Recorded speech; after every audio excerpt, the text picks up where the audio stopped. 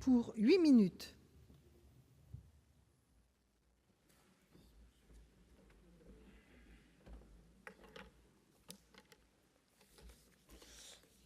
Madame la Présidente, Madame la Ministre, mes chers collègues, suite aux inquiétudes des chefs d'entreprise, la délégation aux entreprises du Sénat avait souhaité, dès septembre 2016, être associée aux travaux de la Commission des lois pour la ratification de cette ordonnance de février 2016, portant donc réforme du droit des contrats, du régime général et de la preuve des obligations. J'ai été chargée par la délégation d'examiner l'impact de cette ordonnance sur les entreprises. Mes propos aujourd'hui, qui seront donc ceux du groupe UC, s'appuieront de fait très largement sur ces auditions auxquelles j'ai pu participer avec le rapporteur de la Commission des lois, François Pillet, que je remercie pour son accueil et surtout pour le grand intérêt et l'enrichissement de ces entretiens.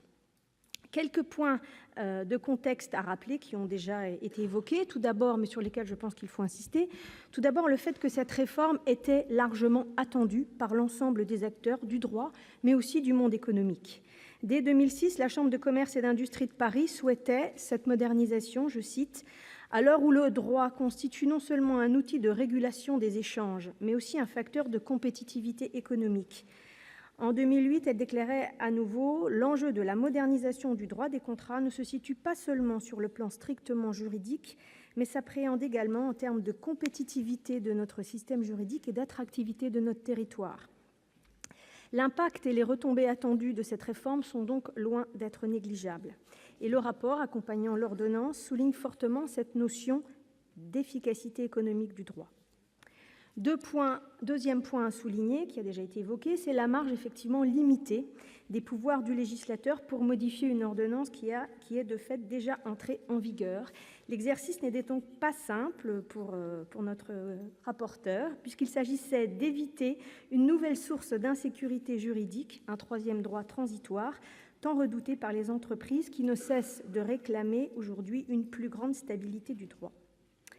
Lors de ces auditions, l'ensemble des intervenants ont largement, bien sûr, salué cette réforme, comme je le disais. Le MEDEF a souligné l'intérêt de renforcer la sécurité juridique à un plus juste équilibre entre la modernisation du droit français et le maintien, vous l'avez dit Madame la Ministre, de ces principes fondamentaux que sont la liberté contractuelle, la force obligatoire du droit et son effet relatif. Le Haut Comité juridique de la place financière de Paris a rendu le 10 mai dernier un rapport rédigé sous la présidence de M. Canevet qui soulignait, là encore, cette contribution à l'attractivité du droit français.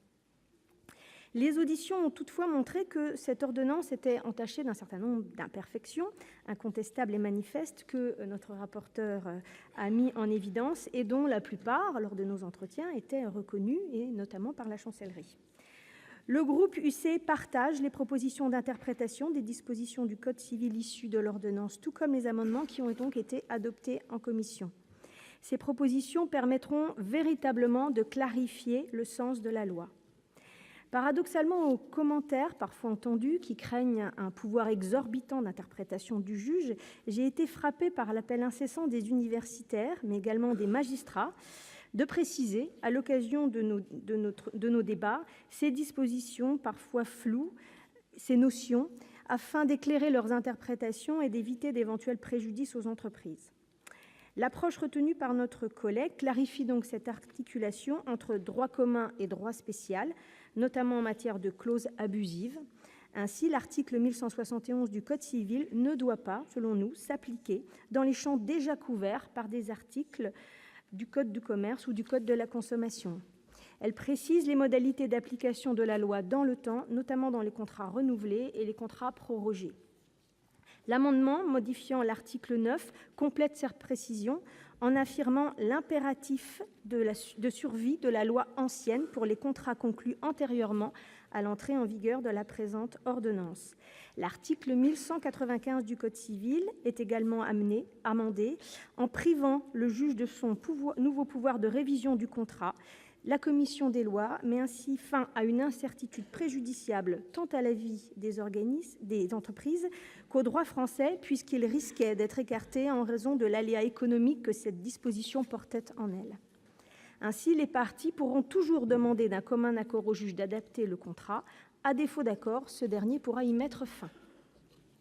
Un mot sur la modification de l'article 1343-3 qui limite le paiement en devises internationales aux seuls cas prévus par des contrats internationaux ou des jugements étrangers.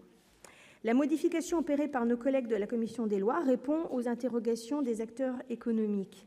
Mais sur ce point, j'interviendrai au cours des débats pour évoquer le risque que représentent aujourd'hui des facteurs comme l'extraterritorialité du droit américain.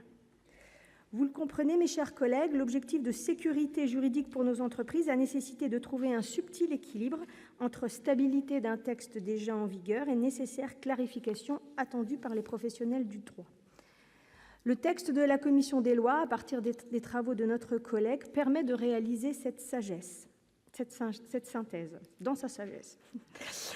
Je voudrais enfin revenir, Madame la Ministre, sur l'efficience de notre action, qu'elle soit gouvernementale ou parlementaire, et sur la procédure choisie par le gouvernement.